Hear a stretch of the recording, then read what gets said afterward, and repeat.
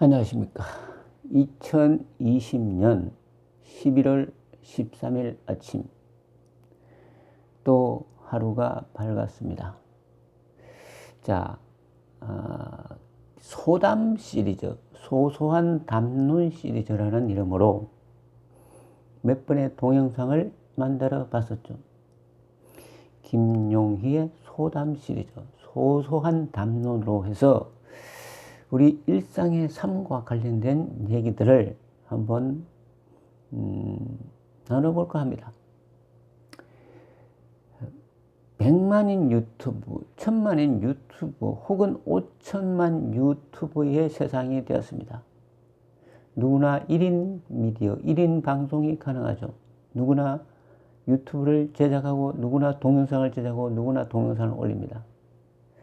자기의 살아가는 얘기, 일상의 얘기, 혹은 유튜브가 하나의 수익 창출의 수단이 되면서 쇼킹한 모든 많은 일들로부터 관심을 극대화해서 이것을 수익으로 연결시키려는 상당히 사회적 폐단으로까지 치닫는 현상들이 나타나고 있습니다.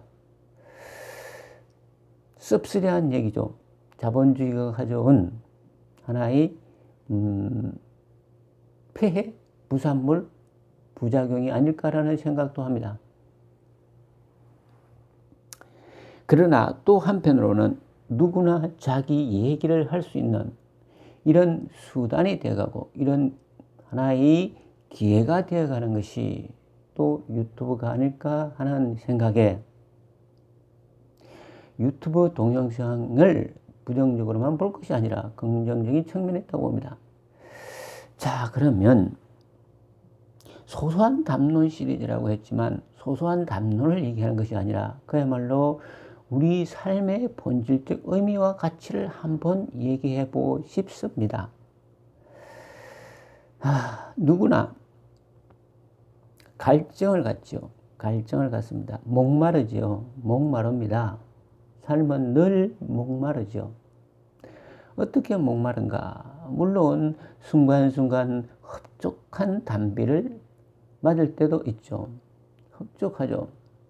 집을 샀거나 새집에 입주를 했거나 아파트가 당첨이 되었거나 자녀가 시험에 합격했거나 또 새로운 좋은 직장에 입사하게 되었거나 승진을 했거나 혹은 가족 간의 오손도손한 나눔을 통해서 우리의 삶이 일상적 삶이 꿈이고 행복이다 라는 것을 느낄 때도 있습니다. 그러나 그렇게 행복하게 살아가는 사람들도 있을 수가 있고 또한 그러한 행복도 순간적일 수는 있죠. 그런데 우리의 행복이라는 것이 깨지기 쉬운 유리장 같아서 항상 늘 그런가? 절대로 그렇지가 않다. 온전한 영구 불경적인 행복은 있을 수가 없습니다. 근본적으로. 그래서 인간은 끝없이 사유하고 끝없이 고민하고 끝없이 삶 자체를 다시 생각해 보게 되죠. 이것이 어쩌면 가장 중요한 인간에게 보여준 능력이고 선물일 수도 있다라는 생각을 합니다. 오늘 하루가 어렵습니까? 오늘 하루가 힘듭니까?